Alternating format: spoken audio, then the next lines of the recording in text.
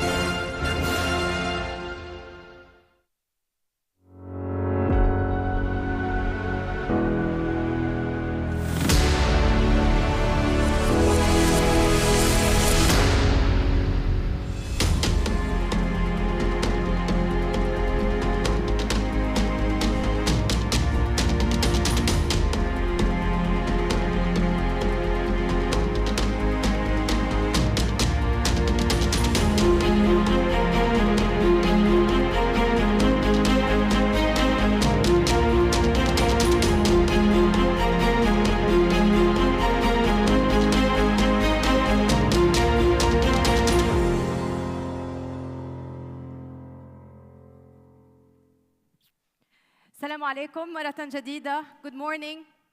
Your Excellency, Minister of Economy, Abdullah bin Tuq Al-Marri, esteemed speakers, partners, experts, and sponsors. The food and beverage sector in this Gulf region has reached a $94 billion value last year alone in 2023. And it is expected to grow by around 6 to 7% annually to reach $128 billion by 2029. If you're part of this industry, be it a veteran or a newcomer, you should be very proud of part of the growth journey that you are achieving at this moment, which is partly why this conference has managed to attract talents and thought leaders from across geographies and specialties as a melting pot of expertise right here in Dubai and a hub of innovation. On behalf of the UAE Food and Beverage Manufacturers Group, welcome to the 6th Annual Future Food Forum 2024. This edition of the Future Forum is particularly special. Not only does it come as a much larger scale, it's also a testament of the rapid growth of this industry and its transformative power and influence. Trade delegations this year are also coming from various corners of the globe, demonstrating the global reach of your industry. And key government partners are also reaffirming this partnership between the public and the private sector. This is your sector. And this year, we're going to see a parallel application of this sector, venturing into technology and a parallel verse, what's going to be coined as the new food verse. But I'm going to leave that to the expert to show the visual elements of it. Here are some of the key themes we're going to be delving into with all of your expertise. Biotechnology in food production, food security in the region and the GCC, AI in agriculture, and the evolving dynamics of the very valuable consumer behavior of today. So on behalf of the Future Food Forum, a big thank you to all of you, speakers and delegates and sponsors and industry partners, both here from our region and those of you who ventured many, many miles from different continents to be with us this morning. To begin, very few house rules. If you may, allow me to please ask you and remind you, do keep your phones on silent. The prayer rooms are also located on the first floor near the meeting room. And if you'd like to please ask a question, wait till the end of a presentation of any of our speakers. Put your hand up and we'll get a microphone over to you. Now, when we speak about innovation, technology in the food industry, he is a name and a face very familiar to all of you, and that's why I'm going to leave all of the wonderful visual elements that he's going to show all up to him. Please join me in welcoming and giving a warm welcome to the chairman of the UAE Food and Beverages Manufacturing Group, Saleh Louta, to deliver the opening speech. Welcome.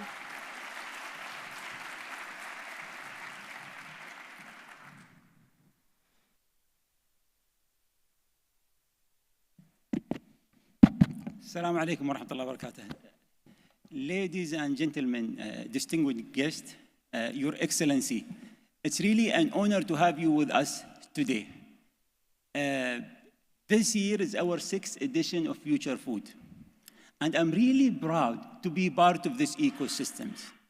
This ecosystem, His Excellency was telling me that he enjoys being part of this ecosystem because of the dynamic we have, because of the energy we bring in this sector, and because of all the great initiative we bring into the sector by using your brain, your ideas, your visions. So I'm really proud to be part of this ecosystem. I do remember the first edition, Your Excellency, when we decided to do Future Food. And we were thinking, what should be the name of this event we want to create?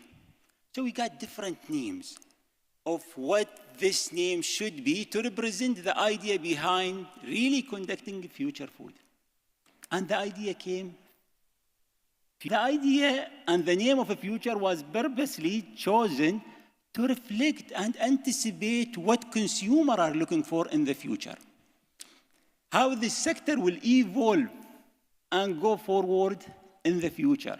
How we as a stakeholder, we will be addressing the opportunities, the challenges when it comes for this sector. So the name was chosen to be Future Food, to understand how the new and future consumer will look like, how the future manufacturing will look like, and how the future communication will look like. And it is the ideal platform to do these discussions.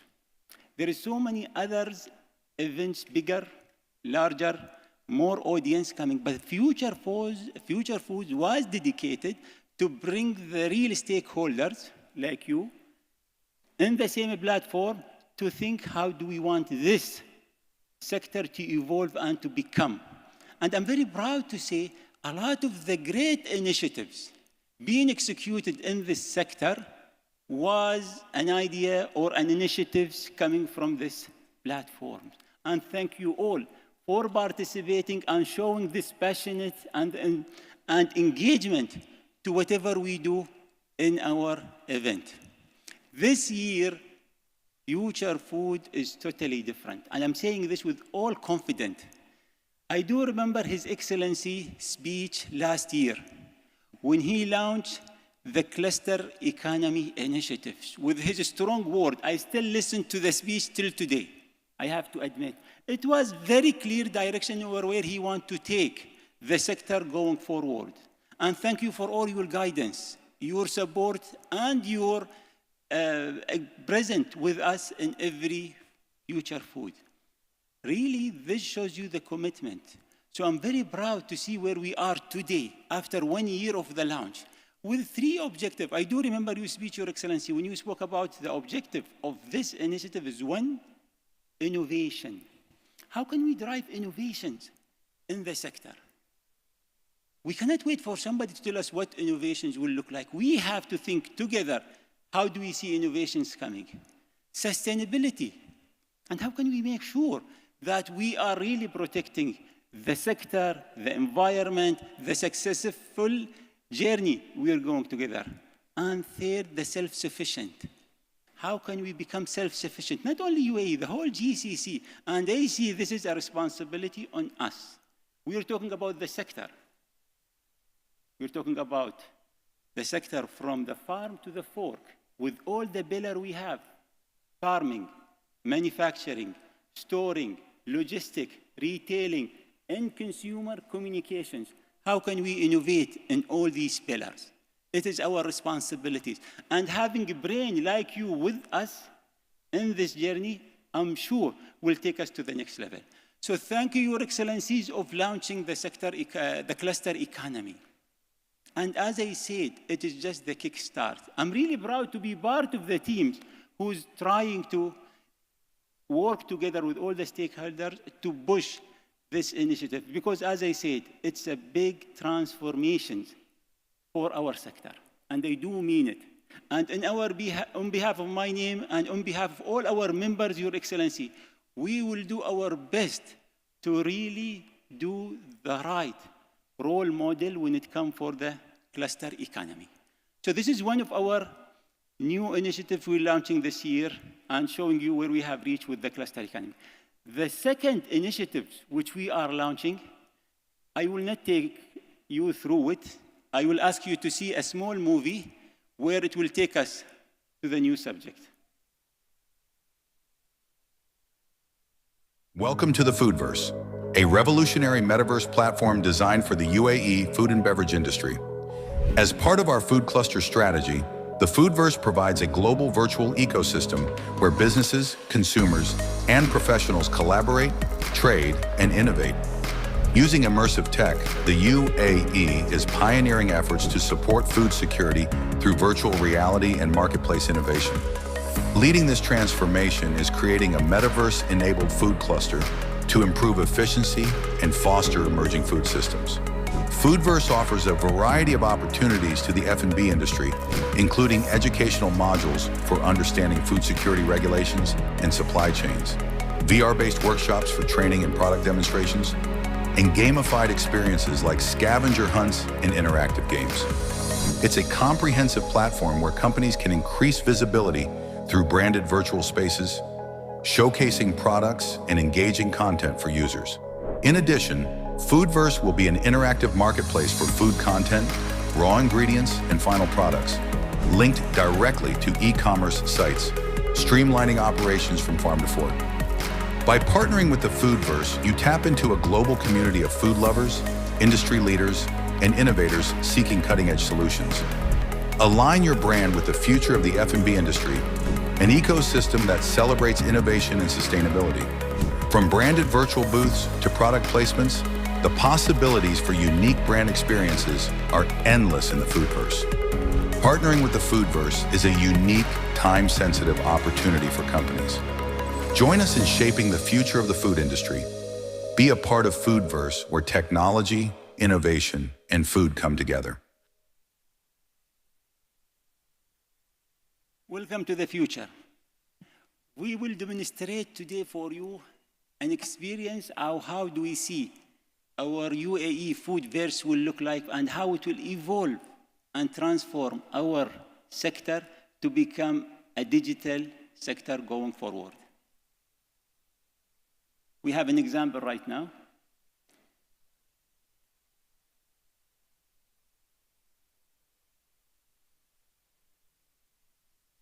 So are we live?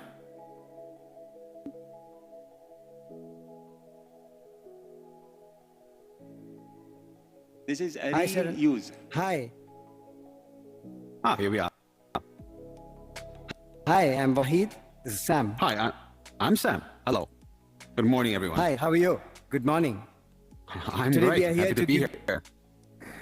Today we'll be giving you a tour of the Foodverse that we have, POC version that we have done. Sam, let's give them a I'm tour. super curious. Yeah, let's do that.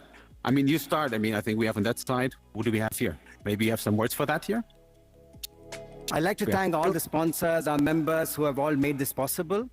And here we have transformed the UAE food platform on which we have all our services into the Metaverse avatar.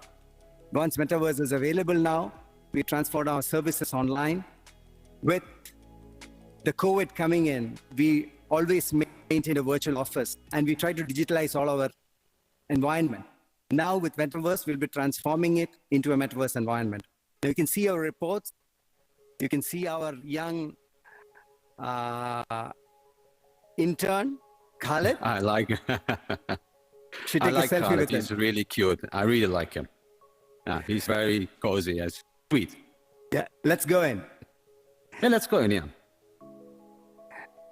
Sam, So where do we start? how we have crafted the Metaverse environment in such a way that we showcase all our ecosystem players' projects.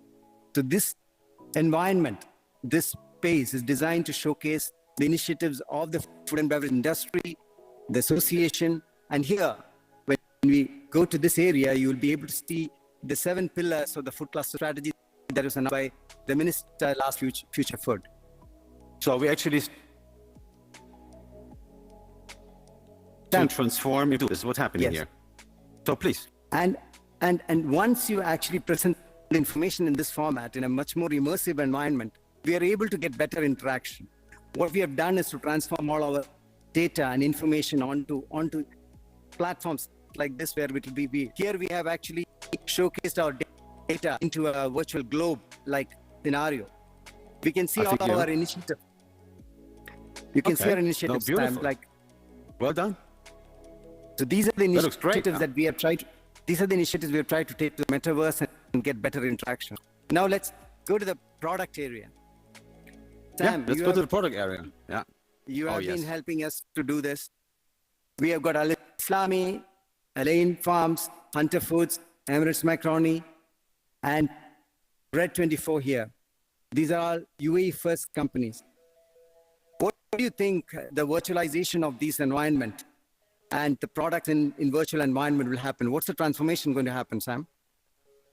I mean, all over. The first part is, of course, to have a digital product base. And what we call this is actually a digital product placement. And beside of regular marketing, you can add much more emotional feelings to each product, because in that way, I can really understand who's the product, what happened, who produces that, what's the stability. You know, you can learn much more about the history of a product, and therefore I can memorize the product far better. So I'm kind of creating a character for a product. So in the future, we will, of course, transform information into a gamified environment. And of course, product placement will be a very hard role in that market. Yeah? So you can see I can interact with the product, yeah, I can take it, yeah? And therefore, the good thing, I can extend the product, I can redefine better, like in real world. And products in the digital world is definitely going to be the future, because since we are gamifying information in any way, we can add products to any kind of environments, we can interact with the code, we can engage with the products, we can learn far more products, we can video content, with voiceovers. So I can learn more about each product. I can use it for educational reason, I can use it for consumers. We have someone guest here, just watch that. Yeah. Hi, it's Ananya, CEO of Hunter Foods. Hi, nice to meet you, Ananya here. It's great to meet you, Vahid. Great to meet you, Sam. Hi, Nanya, nice to meet you. Very By the way, have I excited mentioned- to have. I love your product. Sorry, I love your product. You have a great product. Thank you so much, Sam. We're very Vahid? excited to have our face display in the Foodverse right here. Yeah, actually, I can see the chips there. I can even grab one. Let me take one. Is that? Oh yeah, that's cool. Yeah. So, anyone interested in trying it? that's the part we're That's missing in the cool. metaverse, that we can eat. Yeah. But I cannot smell it. But I guess my brain would even tell me right now I could smell it somehow. It feels good because I can interact with the product and my brain memorizes that. And the big advantage of being in that environment is that once I left the environment, I can memorize that area. It's a totally different way how I consume information. And that's why it's very important. And the use case we have in here, like product placement, information about products, and the interaction is just amazing. So does anybody want to try that? Ananya and Sam, it has been great. I think now you should teleport yourself to Future Food in Lee Meridian while I Shall show we the meet rest of the space. Please, Shall we meet, start Ananya? at Future Food. Okay, Great. let's go. Thanks, Sam. Let's go. Yeah, let's go. Meet you there. While Sam and Ananya comes over to see you, I'd like to show some other areas of the Foodverse. The Foodverse actually gives you an immersive experience experience, both in terms of learning and training, both for the students and for the professionals as such. I'd like to give you a view of Dubai from the balcony of the food bus. This is the view. I'll take you to the garden area.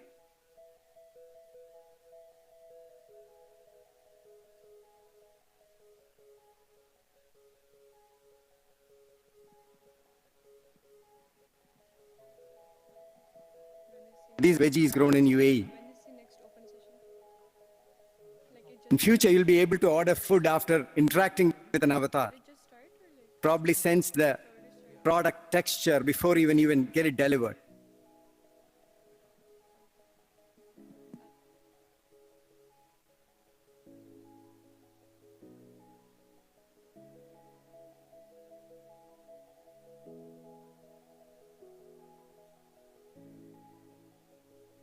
Thank you, Wahid. You can see the think, canal view of Dubai.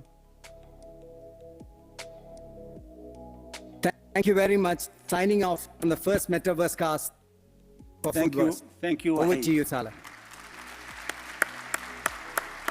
Welcome, Sam.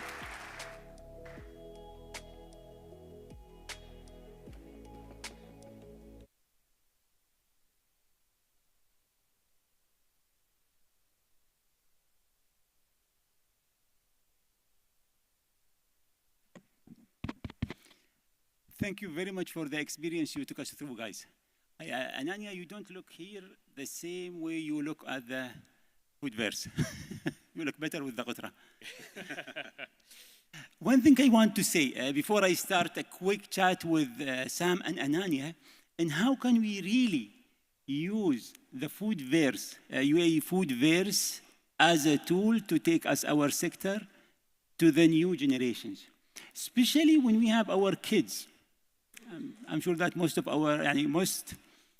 all of us are really suffering of the addictions our kids getting from games and how it's affecting their life. But this is the realities, and they are the future of, they will be the consumer of the future. So we're trying to portray something today where we are anticipating how the future consumer will look like. Sam, can you give us an idea of how this technology will take us to the next generation? Yeah, well, definitely. I mean, we all had some experiences regarding Metaverse in the past, and there were like nice happenings and not so nice happenings. But at the end of the day, the technology has evolved to a level where it's time actually to start to transform information into a gamified environment. And as we can see, the devices for now, the computing power is high enough to create amazing spaces. All these bottlenecks are gone in the industry. So we are at the point in the Metaverse industry where we can really create high-end environments which can be used for several use cases, as for education, for consumers, for professionals.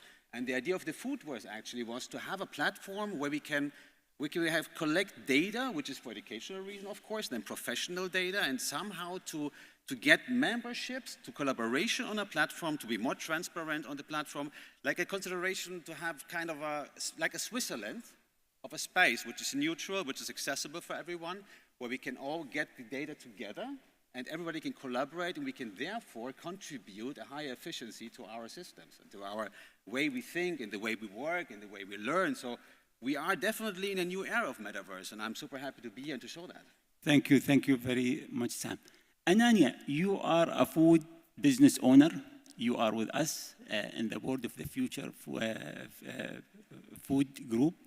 I want to get your perceptions and your understanding how this technology could help our stakeholders going forward.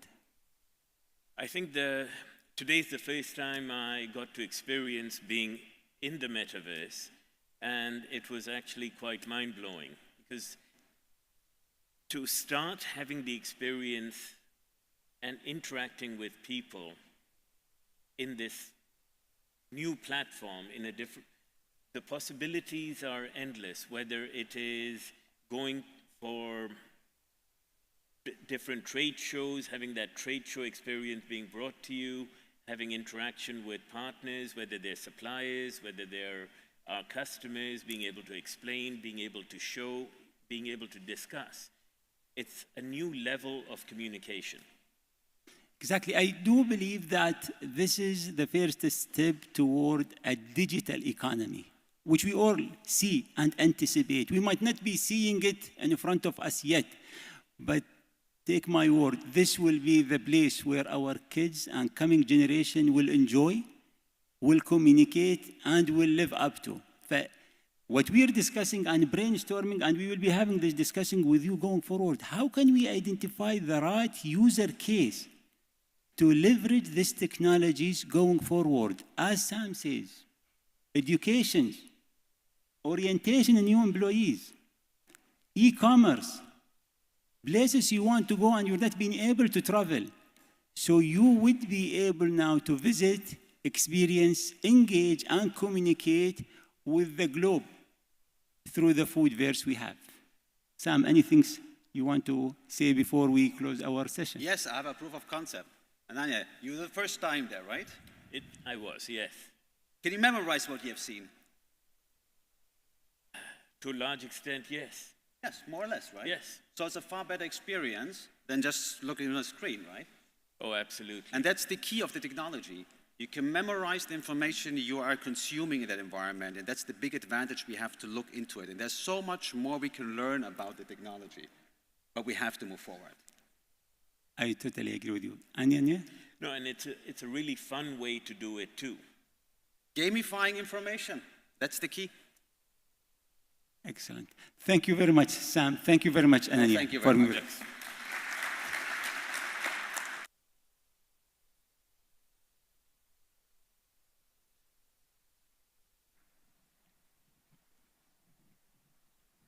So, last word to say.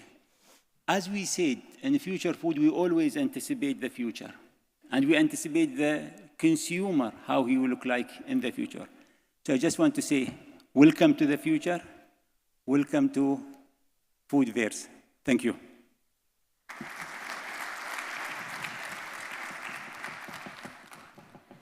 Thank you, Saleh. You've definitely been a champion of innovation in this sector, and every time I come to introduce a topic related to the food industry, you're there with an innovation idea or a project, and today is no exception.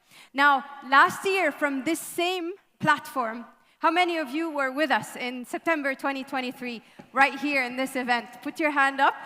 Right here, last year, thanks for coming back. His Excellency, Minister of Economy, emphasized, if you remember, that despite global uncertainties, the United Arab Emirates is leading in food security compared to other countries in the region, actually ranking highly on the Global Food Security Index. He also stated that with a growing population, food security is assuming the highest priority of the UAE, and UAE is doing quite well on this front. Now, his declaration was part of the unveiling, as Mr. Luta mentioned, of a strategic roadmap aimed at increasing the food sector's contribution to the UAE's GDP, listen to this, by $10 billion, hence creating 20,000 jobs within 5 years. Quite an ambitious plan, and it's no stranger to the United Arab Emirates' ambitious vision. Please join me in a warm welcome to His Excellency Abdullah bin Tawq Al-Marri, Minister of Economy, United Arab Emirates.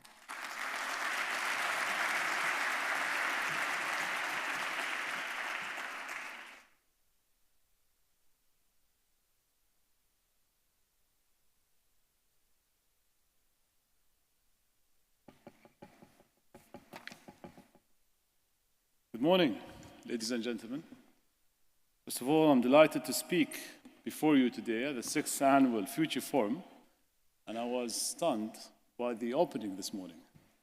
Saleh, we always learn from him how to do such amazing openings last year and this year, bringing a metaverse, a foodverse as well as part of the opening, a quick fireside chat, and an ending. I think my team is going to have some challenges now when I do my next speech. It's going to be something as well as big as this. As we stand today, there is a lot of crossword of opportunities and responsibilities. The food ecosystem is not just a sector, it's a vital lifeline that connects communities, economies, and environment. Our theme for this year, Future Consumer, Future Government, and Future Food, reflects on our commitment to embrace the challenges and opportunities that lie ahead. The food and beverage industry is a key driver of our economy. The real total consumer spending on food worldwide reached around $8.85 trillion. Shifting consumer lifestyles and preferences, rising demand for organic food products, and evolving consumption patterns are the key trends in the global market. The UAE continues to lead the F&B market in the Middle East region, supported by growing population and increasing numbers of tourists. Food security has been a priority for the UAE since the global food crisis in 2007. In 2018, the UAE government launched the Food Security Strategy, which proposed a mix of overseas and domestic investments. The plan involves ramping up domestic food production to reduce the UAE reliance on food imports to 50% by mid-century from the current 90%. Last year, here in this forum, we launched the Food Cluster Strategy, and I'm proud to see it materialize. We have worked closely with the F&B group and the leaders to advance the clustering process, hosting more than 15 working sessions, more than 300 participants from the food cluster to update the cluster's challenges, the development of bottlenecks, and moreover, very interesting, the initially portfolio of more than 20 action initiatives has been identified and is currently in the design phase. Such actions include projects like Made in the UAE, Food and Agri-Science Universities plus Ecosystem, Data Sharing Open Hub, Value Chain Finance Models, and the Food Fraud Food Shield Program, among others. Working groups and sectors leaders are collaborating with technical assistance from my ministry team to design and support the implementation. Let me remind the audience of the strategy, which represents our commitment to innovation, sustainability, and self-sufficiency in food production. Localizing the next generation of agri-disruptors and grow them in global champions. Make the UAE a global agri and food regulator powerhouse. Foster a UAE-first culture across the food value chain. Provide superior funding to players in the industry. Foster innovation with world-class R&D.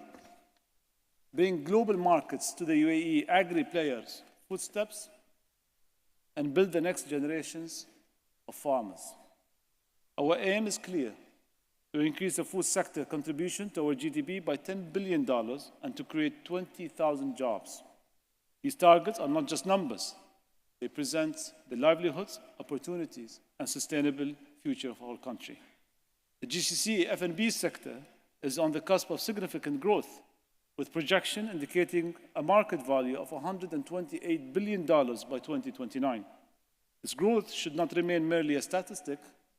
It is essential that the industry harness this momentum to drive our cluster strategy further, ensuring sustainable practices are embedded in every facet of our food production and disruption. Each one of you can contribute to strengthening industry competitiveness by joining efforts to ensure success of the food cluster. As we convene over the next 2 days, I urge each of you to engage in a meaningful dialogue.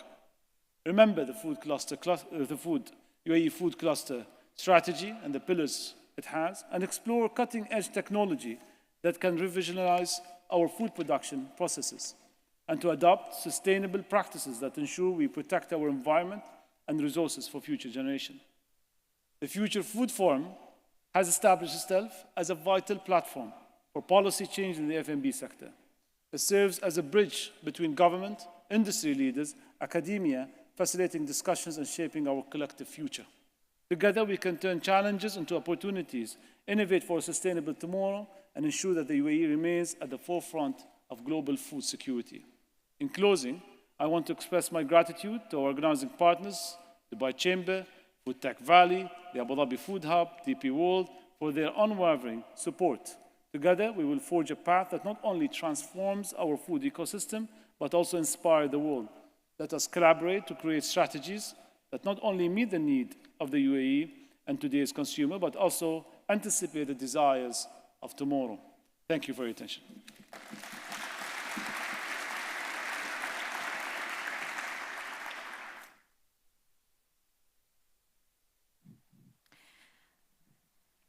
Thank you, Your Excellency.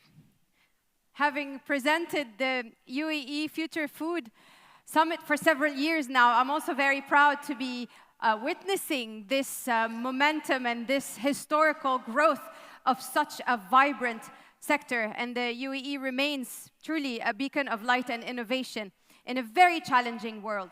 Which brings us to the first in-depth topic that we're going to explore together, and I can probably bet each and every one of you in your own seats and organizations face this challenge in one way or the other. We're discussing basically the global food crisis, and to put it in perspective just a little bit, my journalism background forces me to give you this number, but it's quite stark. The global food crisis continues to intensify this year. And as of last year, nearly 282 million people in 59 countries faced acute hunger. Now, this is, unlike all the achievements in the food sector, this number is an increase of 24 million compared to previous years. Now, of course, there are many elements that are contributing to this increase in the crisis. There's a combination of conflict factors, economic shocks, extreme weather events, droughts and floods, and many other reasons. Now, focusing on the GCC and how it tackles these challenges, GCC tackling the global food crisis from creative solutions. This will be our first panel and the first topic we're going to discuss. I'm going to please invite the highly expert moderator of this panel who will also introduce it with the focus on the GCC. Please help me in welcoming Alex Reuter, who's the partner and founding member of Denovo Partners.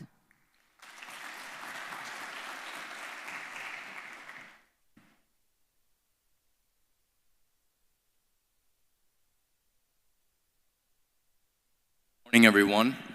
Okay, it's working. I'm very proud to be here and to moderate the next panel discussion with two highly experienced industry leaders that will have great insight into the topic that we will discuss. I want to, the topic was the global food crisis, but we decided with our panelists to focus more on food security and vulnerabilities in the GCC, because I think that's the more relevant topic for the audience here today, and there are some very interesting insights I think that can be gained. We discussed the global food crisis. The reasons for it are conflict and economic crisis, supply chain disruptions, etc. There is, we discussed with our panelists, one of the panelists mentioned, there is no food crisis here in the GCC. However, there are food vulnerabilities. We rely on approximately 80 to 90% of food needs are imports, despite all the advancements that have been made. And while there is, economic prosperity and security in the GCC, we are surrounded by regions of conflict, as unfortunately is very vivid these days. And we are also surrounded by narrow geographic points, such as the Strait of Hormuz and the Red Sea, where food disruptions can become a reality, especially if conflict escalates. So we want to talk a little bit about this, and we want to talk about how the private sector can help, and what the role is of the private sector in food security and in alleviating food vulnerabilities in the GCC. So I want to invite to the stage my panelists. Let me introduce them in a bit more detail. So we have first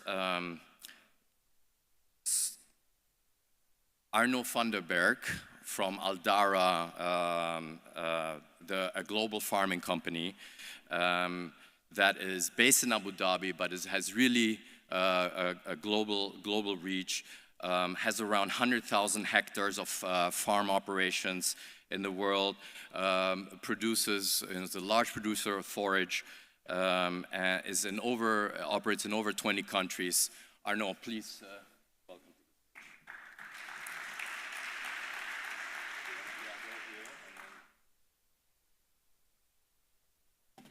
Next, I would like to introduce Abdallah Al-Badr, the CEO of Al-Marai. I don't think he needs much of introduction. Al-Marai is the largest vertically integrated dairy company in the world. Thank you, Abdallah.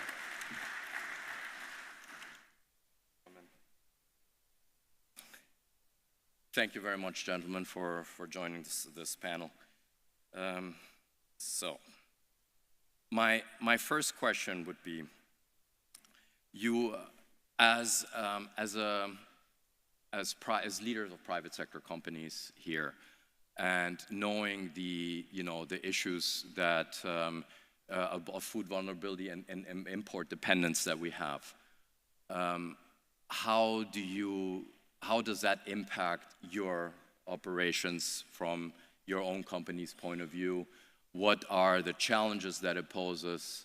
And what do you think the challenges are in general for the government, for society, and for the private sector? Okay, thank you. Thank you, Alex. Good morning, everyone. معاليك سعيدين بتشريفك لهذا المؤتمر. Ladies and gentlemen, I'm very honored to be part of the speakers for this forum. And to your point, Alex, I remember in 2008, I was in a forum similar to this number in the UK, and the tone was towards globalization. Anything against globalization was like not accepted, I would say.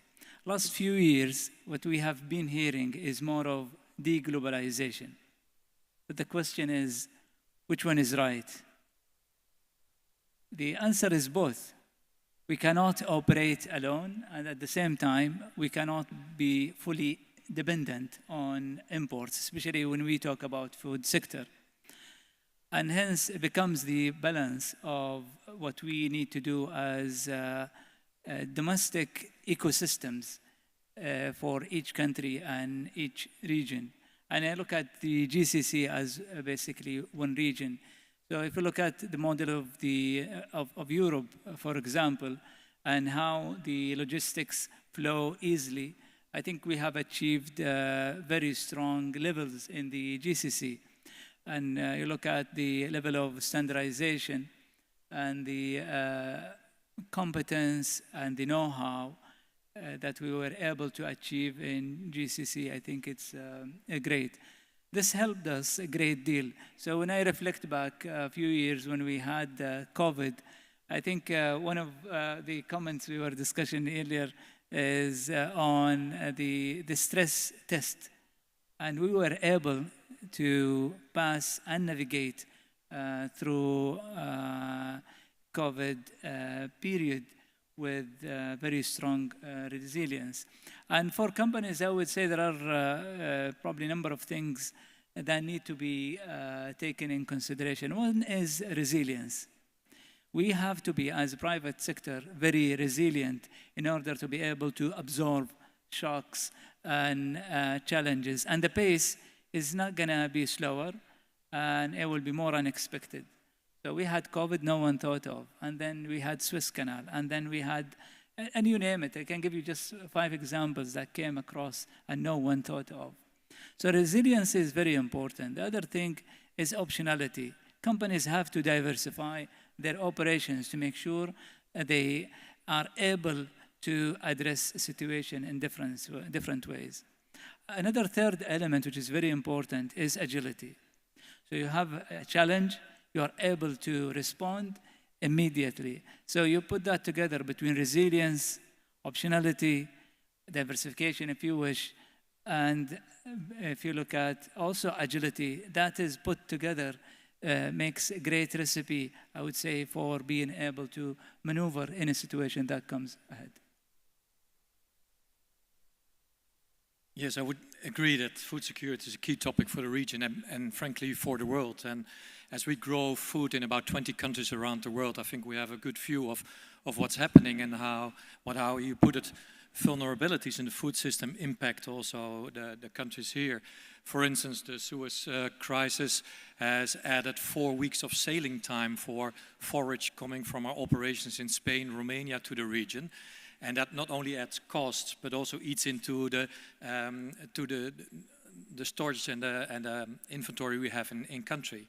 Or a drought in India that has caused a ban on certain rice imports into the country that made the rice that we import in our Kizat facilities more expensive. So you see disruptions immediately impacting the local market. And the immediate response you see in society and businesses then maybe to be more self-sufficient and to ensure we have more food in the country stored or grown. While that is a good solution for food security, I believe it can never be the only solution, because if you go that path, ultimately you have to grow all the foods that you need in the country. We need to grow bananas in the Emirates. While technically that's feasible, it's probably not a smart idea, too costly and not sustainable. So while you need a first line of defense when it comes to food security, meaning having enough food in the country grown and stored, I also believe it's important to have a second line of defense where a group as Aldara contributes to, and that second line would be owning assets in other countries, like we do in Egypt or in Romania or in the US, that grows food for the world, but where you probably have a call option on its crops when you need the product. I believe that we can provide that second line of defense, and the UAE government is also very strong in a third line of defense, and that would be making friends around the world. So in times of need, you have telephone numbers to call and countries to supply food. And the first, second, and third line defense is probably a good system and a good way to think about food security. Thank you. That makes a lot of sense. I want to go back, Abdallah, to what you mentioned. You said, diversification, and that's also, the lines of defense that mentioned by Arnaud is important. Agility. What does that practically mean at Al Marai, for example, right? How are you able to respond to supply chain shocks, Red Sea traffic closure, tariffs, whatever other, you're vertically integrated in the global supply chain. How would you react to, or how do you prepare yourself for potential shocks? We believe that for you to be a trusted source of supply, all your stakeholders have to have confidence in your operation, basically. And what we have announced recently is an investment of 18 billion in infrastructure, and that is only organic. So any acquisitions or M&As that will be beyond the 18 billion investment. And there, if you look at poultry, for example, we have 7 billion investment to double our capacity, and that will increase the self-sufficiency for the GCC. And we believe when we entered the poultry in 2009, when we acquired the first company, and the transformation we have made, it gave us an edge, and Al Yom brand came to be the best in 2 years' time. What we were able to do is to enhance the standards. And if I look at poultry standards today in the region, it's much higher than different countries that when we go and see these markets. We are investing 5 billion in our current production, our core lines of production. And that is to diversify supply and to somehow integrate some of the operations. Another part is 4 million that we are investing into the warehousing and the logistics and sales distribution, just to make sure we are available to our consumers and customers at the same time. We're investing 1 billion in innovation and technologies, And another 1 billion that we're investing, that makes the 18 billion investment in total. 1 billion we are investing in new categories. So areas like red meat, for example, it's underserved in this region. Yes, we have red meat supply, but it's not to the quality and I would say consumer-friendly sort of offer. You look at seafood also, where we have an investment of $500 million. You look at the consumer offering today, it's below what is required. And you look at different consumption per capita in some of the GCC countries, you find it's much lower than the international standards. So this sort of investment complements, I would say, our drive to make sure that we become a trusted partner. In UAE in particular, we have 3,000 people working here, and His Excellency was referring to additional 20,000 jobs. You see the size of contribution. We have 3 factories operating here, 500 vehicles running to serve the market. And as we speak, we have 100 million investment in one depot in Abu Dhabi. So this is sort of, I would say, showing commitment to your stakeholders of your continuous interest and looking into these markets strategically. Okay. Thank you. You both are private sector companies. You're publicly listed, you're private, but your main objective is to, maximize profits, right, for the stakeholders. In terms of food security for more broadly the society and government, obviously one of the issues are keeping the prices low enough, right, for people to sustain and giving them the right choice. Is there a conflict between those objectives of society and government and you as a profit maximizing entity? And if yes, how do you reconcile this? I don't know. I don't see necessarily a conflict. I believe if we do the right investments in farming, it can be a very profitable business. And if we farm in the way that we do, which is large scale, irrigated, high tech, sustainable farming, you can also keep prices low. And we need to, because we expect that the world population will grow from 8 to 10 billion people in the next 25 years. That's 25% more people in the world. Means we probably need 25% more food, or if we want to have better food, also further investments. And if we don't invest in agriculture in a large-scale advanced agriculture, we also will need 25% more arable land. I think the better solution is to grow 25% more yields. That will keep the cost of food down and also will be more sustainable than continue to expand the land required for agriculture.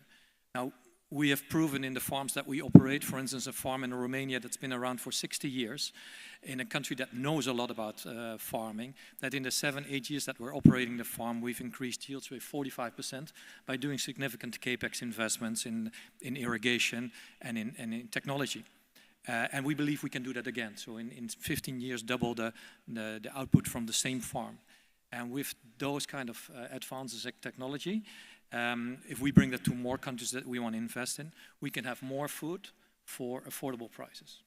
Thanks. Abdullah, do you see a conflict between maximizing food vulnerabilities, keeping prices low, and your profit, seeking maximization? Not at all. Actually, to the contrary, I would say. Basically, for you to survive, you have to manage the stakeholders' interest. And that has to go in alignment. So everyone has to win. You have people who are, or entities that are looking for investments, and the only way they invest, they would expect return and sustainable return. On the other side, you've got governments who are having strategic objectives, and they want this investment to happen and to be sustainable to deliver on certain strategic agendas, like in this context, food security, for example, or bringing know-how. And also you have consumers who are expecting products to be there, or customers if you are serving food service or hospitality or what have you. And you've got people working in these organizations. They want their organizations to grow bigger, They want to build careers. They want to have a quality learning. They want to be paid.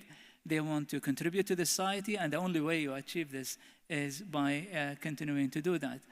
Your consumers would always have options. And unless you are very competitive when it comes to your offer, and when I say offer, it's not only price or so, it's the entire offer, the service that you provide, the quality that you provide, the continuity of your commitment to the promise that you have to your consumers. So there are no surprises. Every day, someone wakes up in this region. Our promise to him is that he has the product in the nearest outlet to his home, or if he is a food service customer, then the product will be seamlessly delivered to him. This is a promise. If you can fulfill, you address all stakeholders' interests. Thank you. Thank you. In terms of, you said that there's not, the consumption per capita is still lagging in certain items behind other countries and so on.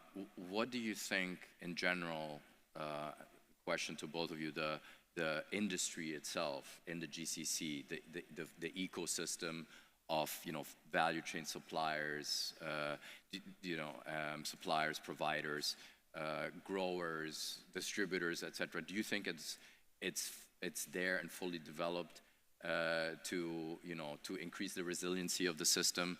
Do you think we have enough know-how in the market, in the industry?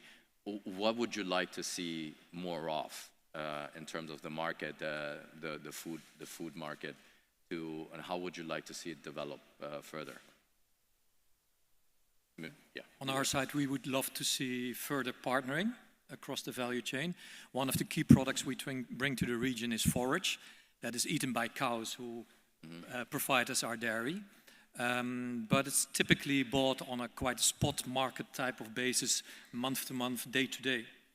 But the forage that you grow, you need to plant for 5 years. So we need to make an estimate how much forage will come to the countries, and if there's an increase in demand, we can't just turn it on and bring more.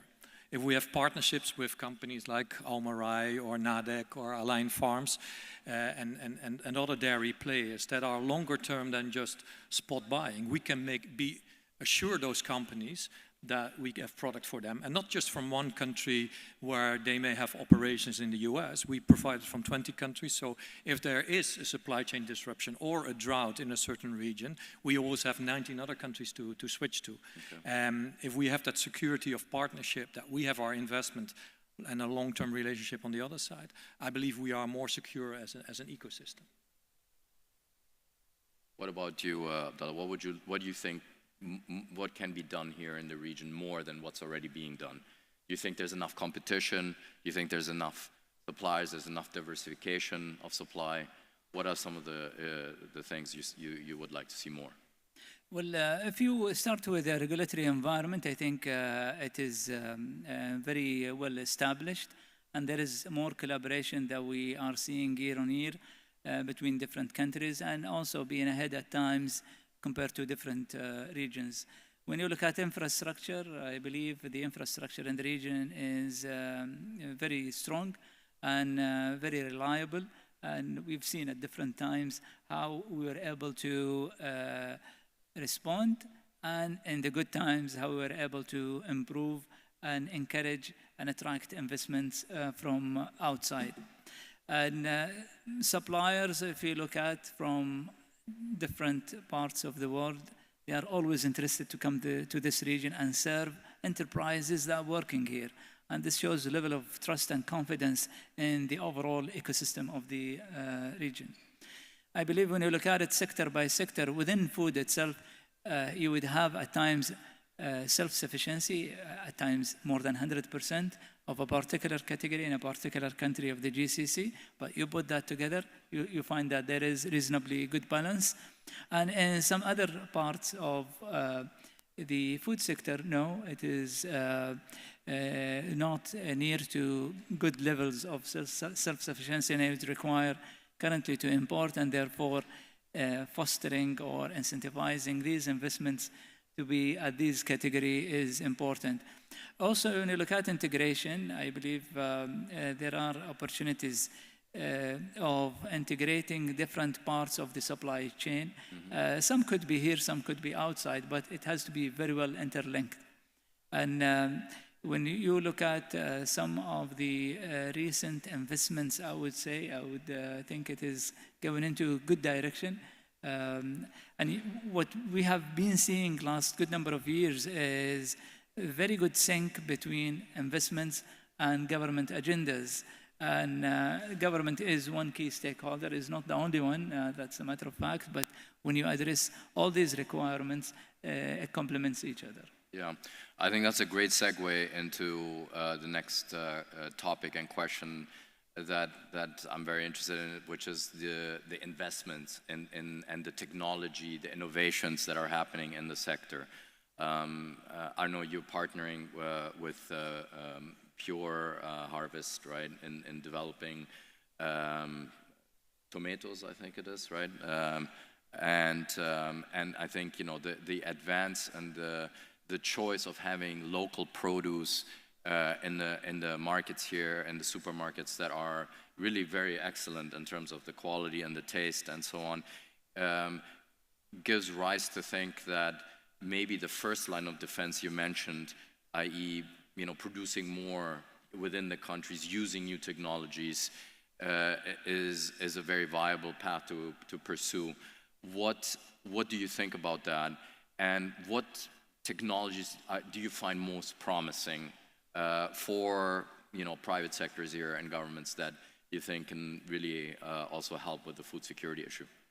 Yeah, I believe there are truly exciting developments in technology in agriculture that brings us the best tomatoes in the country from Pure Harvest, for instance, through hydroponic farming. They're really great. Please try them. I'm sure they're also at Spinneys, one of the sponsors of today. That enable food production in areas that were not possible maybe some decades back. We see technological advances not only to have better variety, better tasting, or better yields in countries like the Emirates right now. We also see great technological developments when it comes to precision agriculture in other countries. Like if we go to Egypt, we can be very precise on what type of fertilizer, the amounts of chemicals we would need, the amount of nutrients we need to grow the highest yields. So we can grow more with less. And if you see the digital technologies being applied in terms of measuring soil composition, soil moisture, predict rainfall, that's not so difficult in Egypt, but in other countries like Romania, that's very key, that we predict this exactly at the right moment so we can give water to germinate our seeds exactly at the right time. And that has really helped us to grow our yields.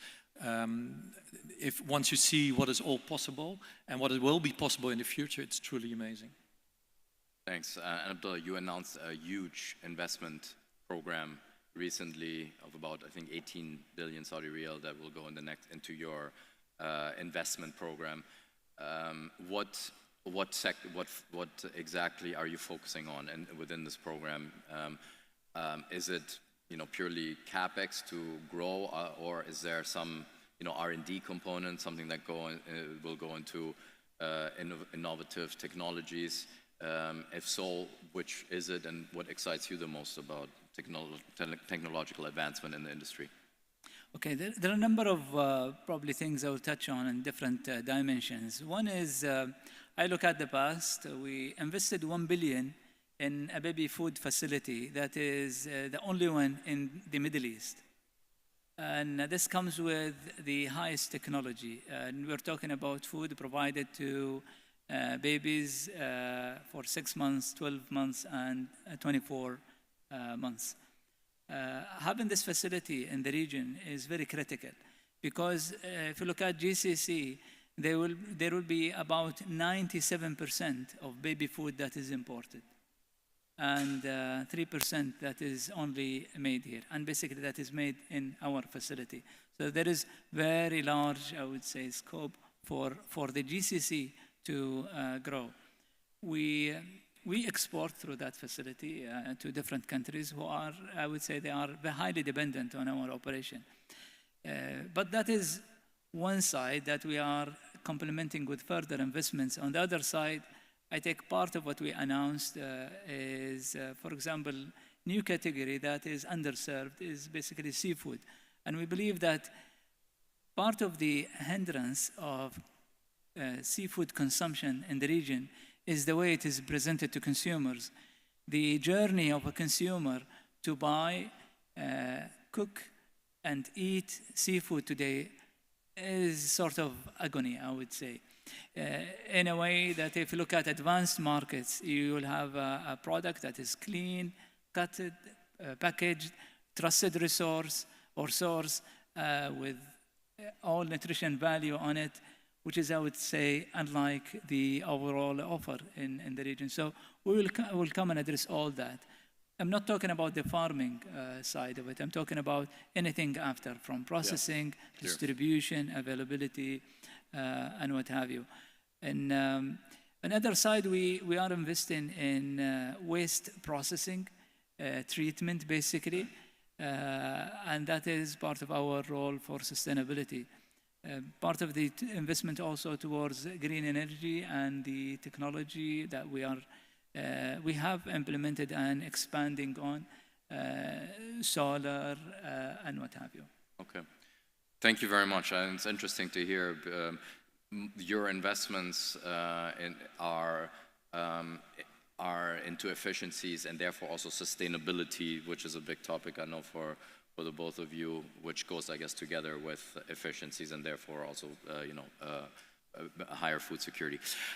Last question, we have 1 minute left, so 30 seconds each. What do you think the government should be doing or that they're not already doing with this? Is this something that the private sector, you should just leave to the private sector and let that develop and to ensure food security? What is the government's role in this? How would you like to see this? Well, I think we have open doors with different governments that we operate with, be it in GCC or in some of the countries we operate in, and that is very important.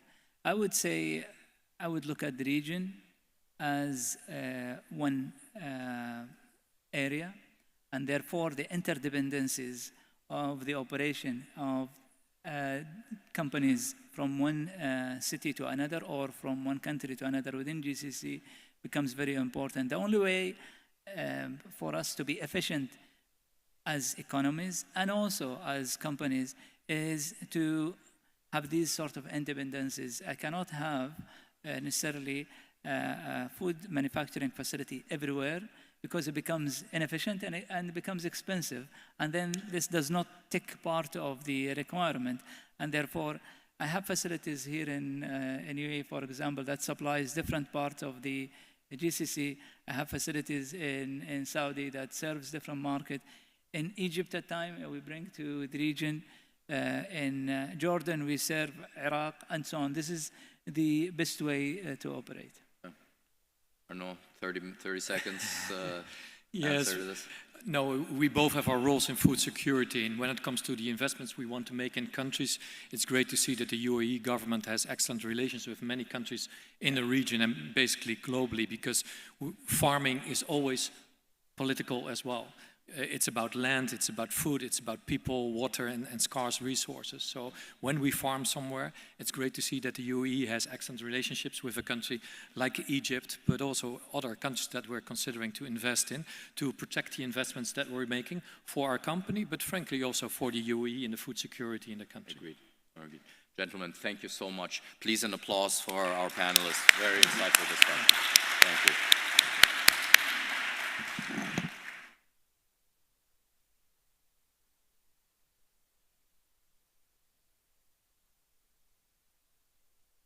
Thank you so much, bringing you additional insights from different parts of the globe. I appreciate also the time keep. It's quite the challenge with such a topic. We're going to move on to a very familiar face, also someone who I had the pleasure to introduce in the previous editions as the chairman of the Future Food Summit. He comes from the industry. He has the insights and the challenges that his industry is also going through along with the solutions. In this upcoming panel discussion, the focus is going to be on the value chain in the food industry, with a focus on retailers and the importance of retailers having a thriving food industry. I'm going to please ask you to welcome Mr. Ahmed Bayoumi, the CEO of Birain Water. I'm going to give you all the stage to delve into the expertise, which are not mine, as well as introducing your panel and fellow experts for this fireside chat. Your timer will be upcoming here, and you'll see me giving you a time keep.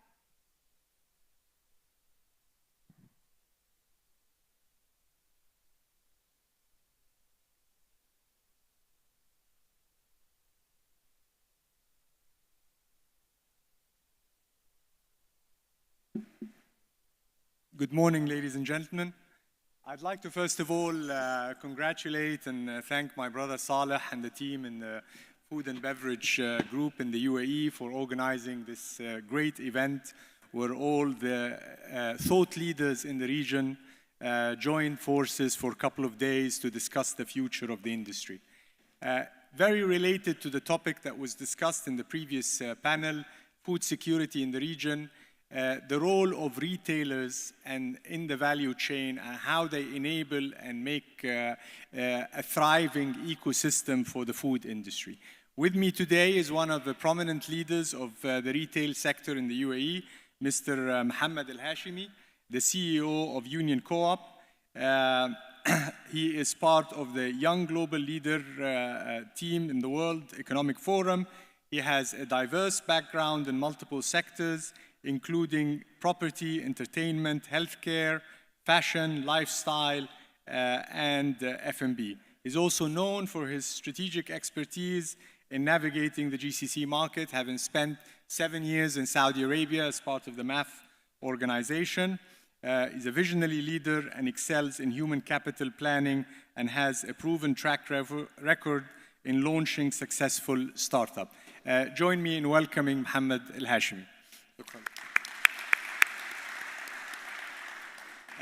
I must say this is really a great opportunity for me. I've been in the food industry for the last 30 years, and there's always been kind of love and hate relationship with retailers. So having this opportunity to discuss with the leader of one of the most successful retailers in the UAE is really a valuable opportunity. Let me start by saying, Union Co-op is the largest consumer cooperative in the UAE, serving a significant portion of the population with a unique role it plays in shaping the food industry in the region. How do you balance between being a business entity and a cooperative focused on community welfare? I think co-ops in the region is a concept where is not available in any other country. If you look at co-ops in Europe as an example, it's a membership fee-based businesses. While when it comes to the UAE as an example, it's a shareholding based business. There is a balance between having it as a company, yet as well as a cooperative where you give the benefit to the shareholders. Given the fact we have been operating for the past almost 40 odd years, we are established in 1982, 40% of our sales today are coming from shareholders, while 60% is not coming from shareholders. So this is the balance where it comes to serve Dubai. It's a company from the people to the people, as simple as that. Great. Union Co-op interacts with multiple stakeholders across the value chain. How do you see the role of retailers in helping the resilience of the F&B sector in the UAE to provide food security? When it comes to food security, I think one of the most important things is to ensure having the infrastructure. When I say infrastructure, it's primarily the cold chain infrastructure. So this is one, on logistics. Two, we need to focus on local supplies. We need as well to focus on securing the imports. As in the previous panel, the good thing about the UAE is having good connections and having good relationships with so many countries globally where food supply is secured to inflow into the country. That's a good point and really leads me to my next question. We experienced a lot of supply disruptions in the last 4 years, whether it is due to COVID or to the Ukraine crisis, or more recently, the Suez Canal stoppage with the events in the Red Sea. How do you handle these disruptions and overcome them? I mean, we are not living in heaven, we're living on planet Earth. So being agile and being in a business as well, mandate on you to have plan A, plan B, plan C. Now, in each and every single example that you have mentioned, there was a contingency plan. When it comes to the Red Sea, as an example, Saudi have played a major role in securing the inflows to the UAE. When we talk about Russia and Ukraine, we had good relationships with both countries, so we managed to have inflows as well from both countries. In some cases, force majeure do happen, like COVID, but still being agile and being as well planning for plan B and plan C is a must for us to secure the food security and the inflows into the UAE. Great. One of the topics we touched on early on with the opening is the metaverse and the changes in technology that are happening at a very fast rate. We're seeing the consumer expecting higher level of convenience, also being more picky on sustainability and product variety. How is Union Co-op leveraging innovation to enhance its value proposition and meet the rising consumer and customer demands? I think when we look into this market at the moment, you have 3 different generations that shop from retailers. You have the elder generation than us, you have our generation, and you have the generation that just came into the market, who started working and started building families. So the question is, how do you communicate with those 3 different generations? Each generation has a different way of communication. So this is one. When it comes to the proposition of the item itself, if I had to give you an example about my parents, I think they would maybe buy in bulk, keep them within the house and consume. In my case, as an example, I do buy on a weekly basis. But we have as well noticed that the new generation who came into the market are more into smaller items. We just had a small discussion on something called shrinkflation as well. They are more into price sensitivity. Okay. So shrinkflation maintains the price while the size goes a bit down, and more into ready-to-eat, ready-to-cook sort of items, let alone as well the conversion from offline to online. Excellent. Consumers today are more conscious of where their food comes from and how it is produced. How are you addressing this, wanting to know the source, the practices of production or agriculture? Definitely. I think I can give you 2 examples. One is being transparent with the customer. Being transparent is by, especially when it comes to fresh foods, fruits and vegetables, mentioning the origin of the item itself. So this is one of the most important things. 2, brand awareness. I remember when we had the discussion on this panel, so you came from Riyadh yesterday, last night. Yeah. Okay. And by the way, guys, when we spoke about Riyadh, he went to Riyadh in January 2023. Yeah. I left Riyadh in March 2023. We crossed paths for 3 months only in Riyadh. So I was giving him an example. He flew Emirates yesterday. Every green leaf that you eat on Emirates flight is actually produced by Emirates.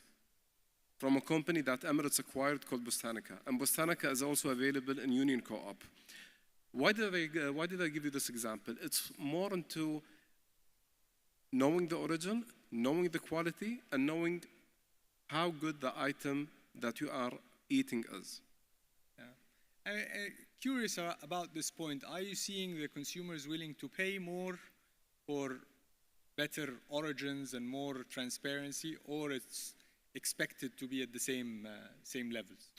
I think access to information is way more than before. So yes, the answer is people are cautious. Yes, they are price sensitive as well, but people are also cautious on what goes into their tummies.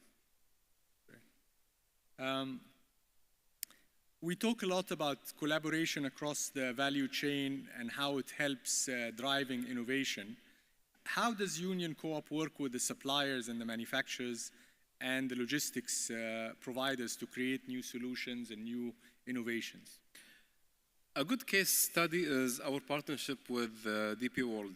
DP World is handling around 11% of the global trade through all the ports that they operate. And there is a platform, a marketplace platform owned by DP World called Dubai. Dubai is a marketplace where we as a business can buy an item from a manufacturer that deals with DP World and send it directly to our warehouses. So we have a new, we just started, so we have a new product that will be coming into Union Co-op very soon, within the coming 2 weeks, coming from China. Okay. So it's from the farm to the shelf. So this is one of the most innovative and I would say great case studies where DP World is actually supporting the logistics and supporting as well the inflows into the UAE. It's brilliant. Maybe also you can open a virtual shop on the Foodverse. We could. You deal with a lot of suppliers. I mean, hundreds or thousands of suppliers. How do you manage the relationship with these suppliers and the friction that is the norm of the day? See, everyone has a goal. As the supplier has a certain KPI to achieve, we have certain KPIs as well to achieve. It's always finding that common ground. If you squeeze the supplier, you might end up losing that supplier or maybe even having that supplier get out of business. Yes. So we need to find the balance. But most importantly, that we both, us and the suppliers, we also need to think about the end consumer and what would be the good value that people can actually afford. Brilliant. Building on this point, the UAE is home to a very vibrant small and medium enterprise landscape. And they tend to be smaller, less resourceful, yet the government of the UAE and Dubai has a lot of initiatives to help SMEs. How is Union Co-op is contributing to this initiative? So as I just said, it's a company from the people to the people. So Union Co-op is owned by 37,000 shareholders, all from Dubai. And thus, we do have as well many of our shareholders, suppliers within Union Co-op. Now, let's keep the large corporates aside, but when it comes to SMEs, as an example with Mohammed bin Rashid SME establishment, if an establishment comes through the SME, we do actually give support to those SMEs, either waiver on listing fees, I would say more relaxed rebates, so on and so forth. We do support SMEs, and we do believe that having those SMEs sustained for a longer term will benefit us as a business, but will also benefit the Emirate and the country to have local supplies coming from the local market. I think this is going to make you very popular with the audience. Such discounts. One theme that we've seen over the last 5 years is digital transformation and how it's reshaping the retail landscape. How is Union Co-op adapting to digital tools, data analytics to enhance either supply chain visibility or actual customer experience? Data is a king. And when we have the data, we can direct the suppliers and manufacturers on what customers want. When we have data, we can understand what would be too cheap for people not to buy and what is too expensive for people not to buy.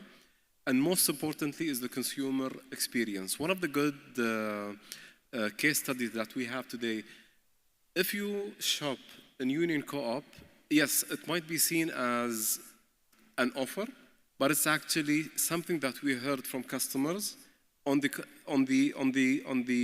consumer journey experience. You can actually gain Skywards miles if you shop through Union Co-op. Now, despite the fact it might be seen as a marketing tool, it's actually something that enhances the consumer experience.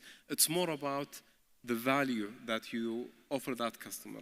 They might be able to buy the same product from a different retailer, but what are we offering the customer from a sentimental value?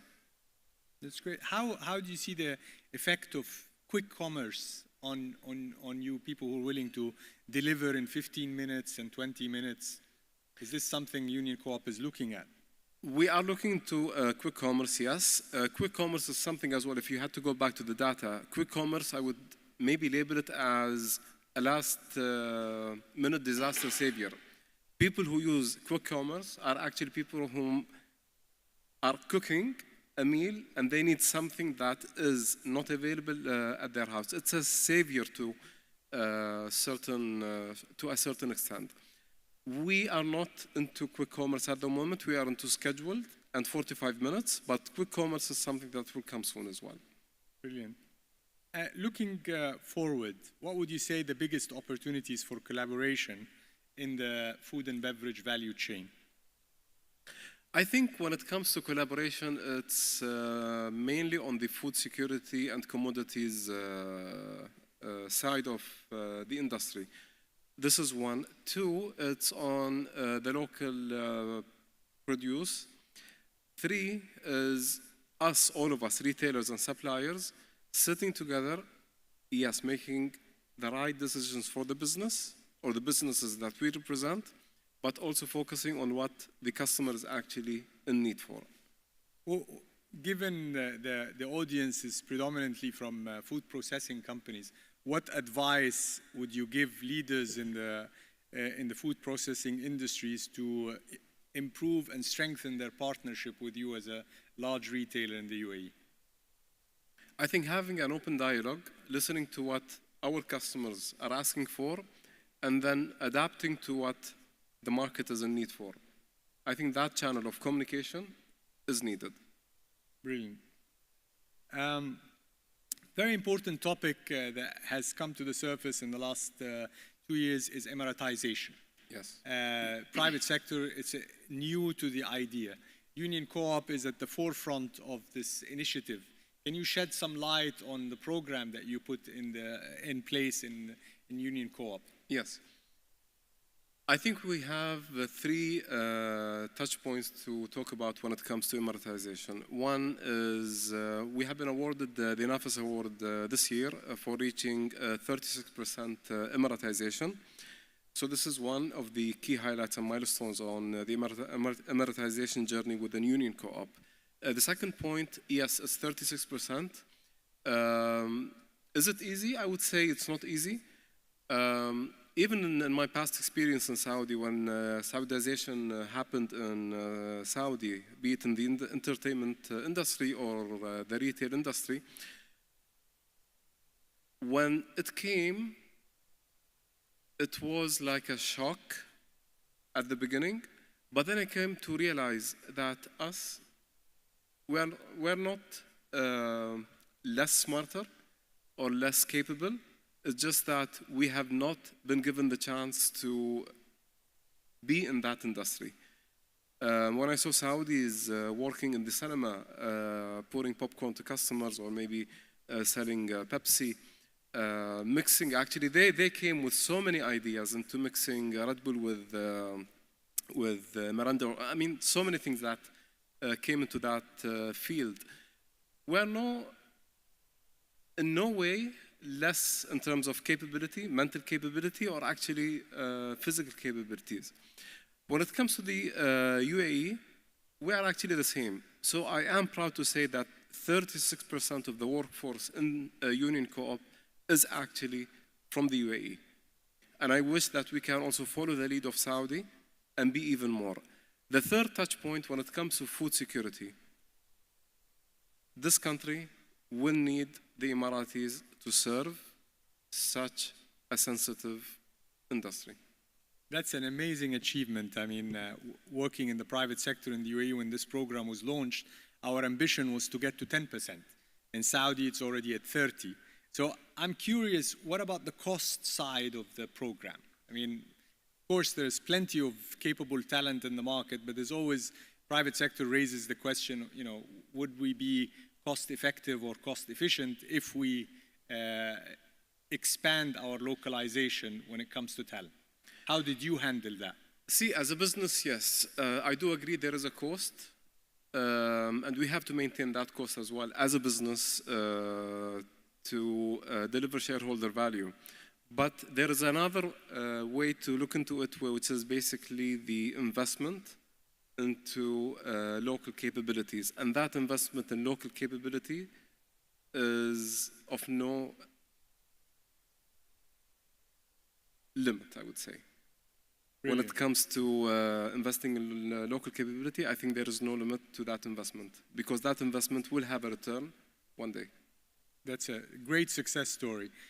Finally, what's your vision for Union Co-op? How do you see Union Co-op in 5, 10, 15 years? Union Co-op is a unique company. In our previous General Assembly as well, we had a question on should we or should we not convert to a publicly listed company, and it's something that is publicly announced in the General Assembly. Where do I see Union Co-op? I see Union Co-op as one of the, if not the leader in Dubai. I see Union Co-op as one of the neighborhood collective retailer. We're focusing on neighborhoods, we're focusing on the people, we're focusing on SMEs, we're focusing on making the right decisions for Dubai and for the UAE from a food security perspective. When COVID hit, Union Co-op stood and was the only legitimate, I forgot the name, but the one that stood behind Dubai when it comes to food security. That's brilliant. We have some time also for some Q&A for Mohammed today. So all the sales managers in the audience who are trying to get into Union Co-op, that's your chance.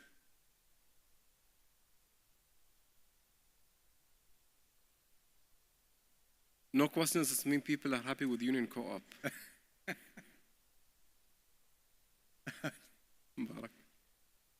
Can we get a mic here, please, Lakshmi? In the first row.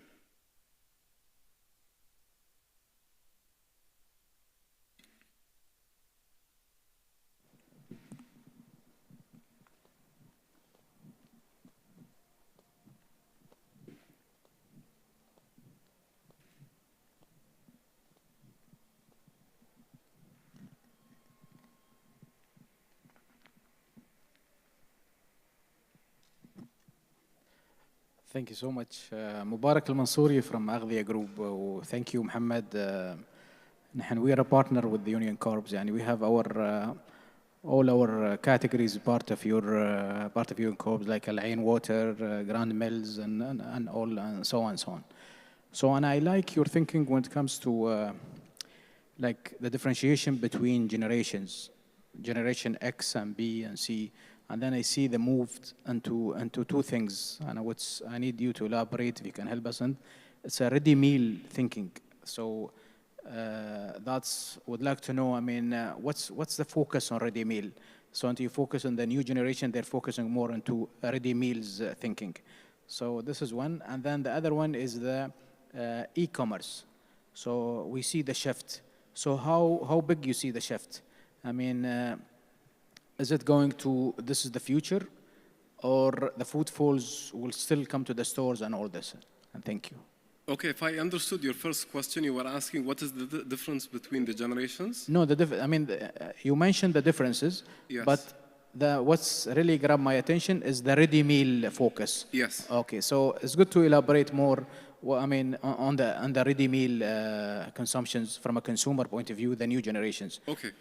So when it comes to the first question, the new generation. So let's focus on the new generation. The new generation, when it comes to their span of attention, their span of attention is less than us. They focus more on TikTok as an example, more on Snapchat, so on and so forth. So we see that grabbing their attention is not as easy as grabbing someone else's attention from a different generation. When it comes to the items that they buy items that are either ready to eat or ready to be cooked. When it comes to the quantities, they buy in a smaller quantity but more frequently, which also results, when it comes to us as a business, having a low average basket, but more frequent visits. Value for money, the experience, I think those are the major things that we have seen. As well, when they come to form a family, they are way more educated and way more aware in comparison to the previous generations on what sort of food to buy for their children. So this is on the new generation. When it comes to e-commerce, our e-commerce in Union Co-op, as an example, in the previous declaration in DFM, had a growth of almost 38%. Where do we see e-commerce going? I think e-commerce will be one of the top 3 contributors to a top line in any retailer in the coming 2 to 5 years. Shukran. Any other questions? If no questions, I can give you a good please. Can we get the mic over there? Second table behind the first 2 rows.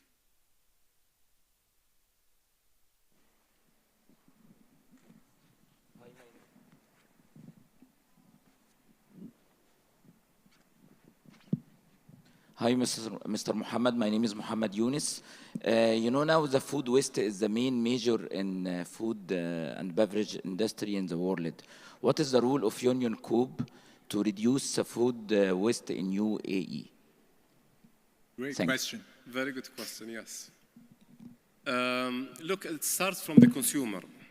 It starts from the consumer. Food waste in our region in general is actually high, and it comes from the habits of generosity. So it should start from the consumer. When it comes to us as a retailer,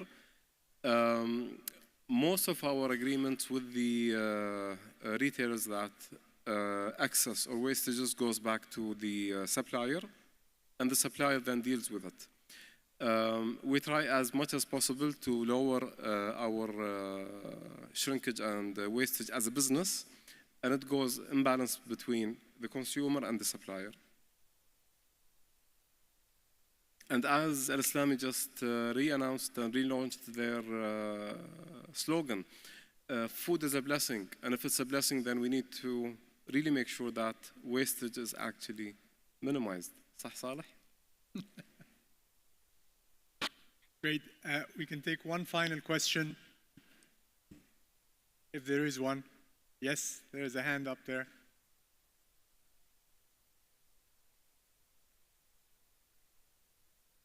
There we go. Thank you, everyone. What challenges are you facing with biosecurity risks, and what steps have you already taken in terms of food moving from your source to your depot, and from your depot perhaps to other distribution centers?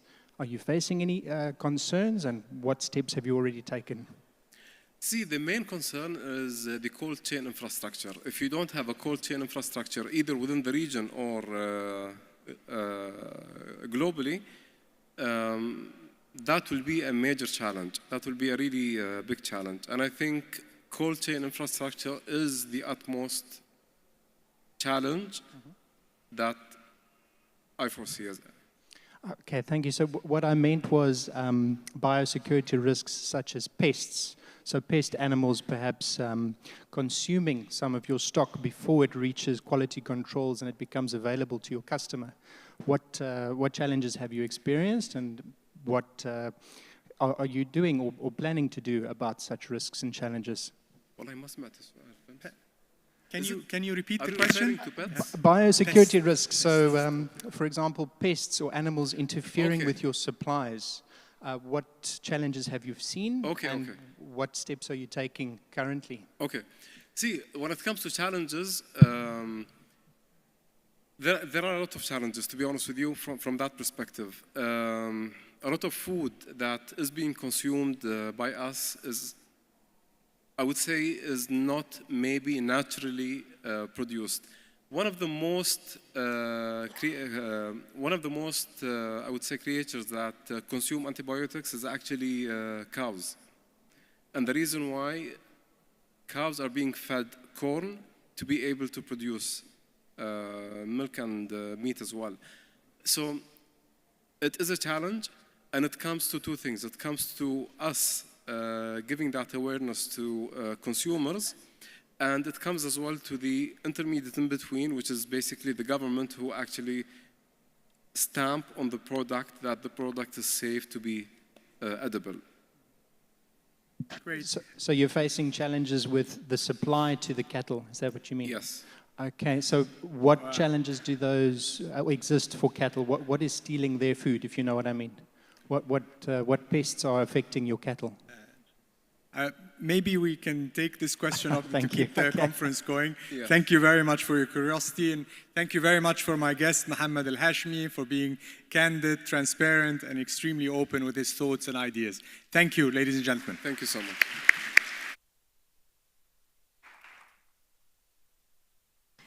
Thank you, Mr. Bayoumi Al-Hashmi. You win the award of timekeep. Literally, he stopped when the timer stopped running.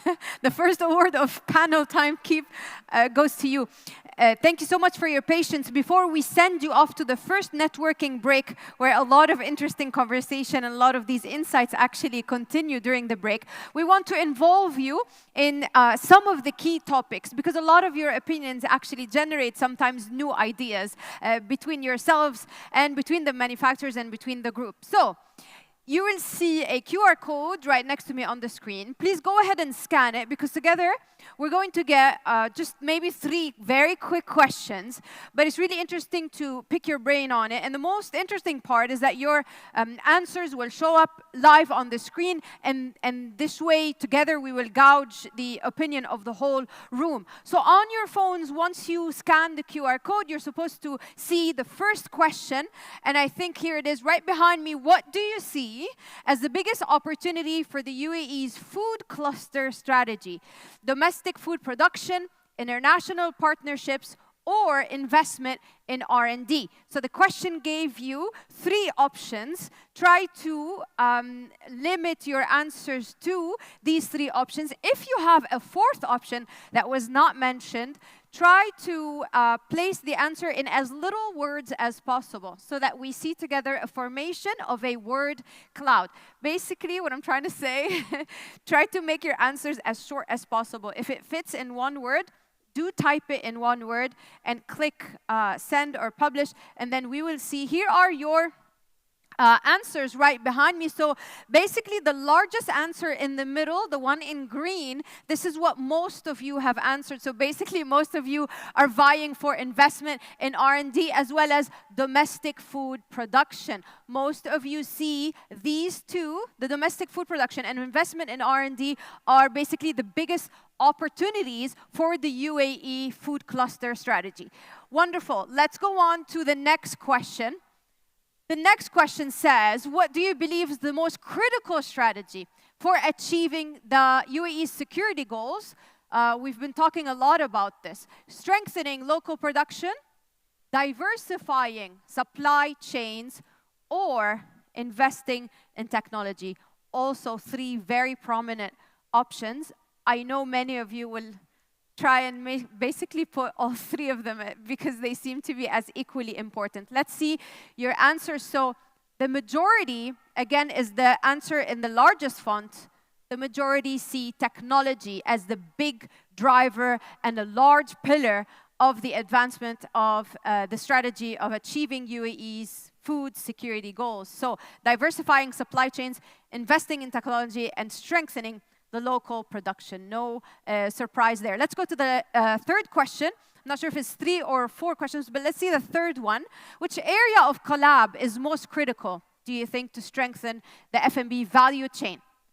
Supply chain transparency, tech adoption, or regulatory alignment, which is also super crucial because none of this would happen without aligning the regulators with the industry.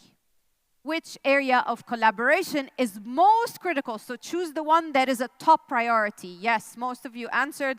It's the regulatory alignment and continuing this basically collab between the public and the private sector. Quite an achievement. I think, do we have one more question or is that the last one? Last one? Okay, the last question before you go, I will let you go after this one. Here's the last question. Which element is most vital for the UAE's growth as a food innovation hub? Government policy, private sector leadership, or global partnerships? If you have an additional option, also you can put it in. So most of you went straight to global partnerships. You're looking for collaborations outside of the local market. And of course, government policy is still a top option. Global partnerships, according to you in the room, are the most vital element to secure the innovation hub. So wonderful to get your ideas about this. This conversation will continue. I'm going to send you off for a very quick break. Please do come back at... I know, should I give 10 or 15 minutes? Saleh decides. 10 or 15? 15? 15. We're doing very well on time, so we get 15 minutes break time. Please do hashtag and post any photos that you have in insights. We're quite active on LinkedIn under the hashtag Future Food series. Enjoy your coffee, and we'll see you for the next in-depth panel in 15 minutes.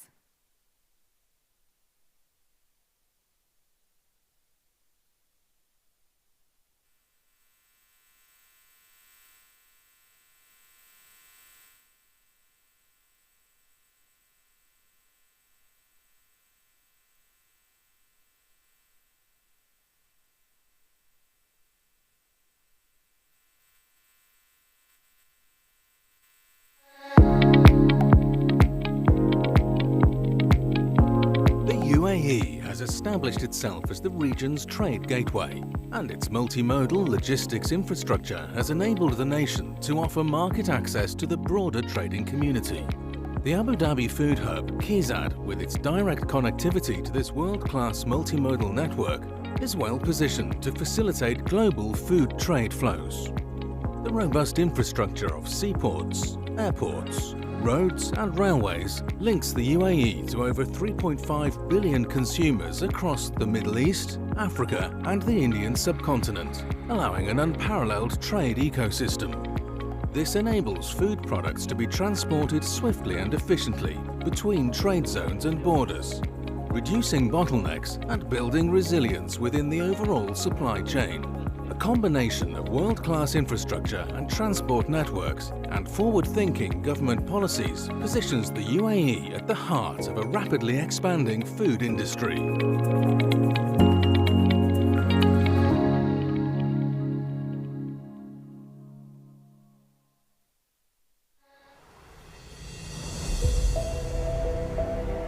In the footsteps of the past, we find our way.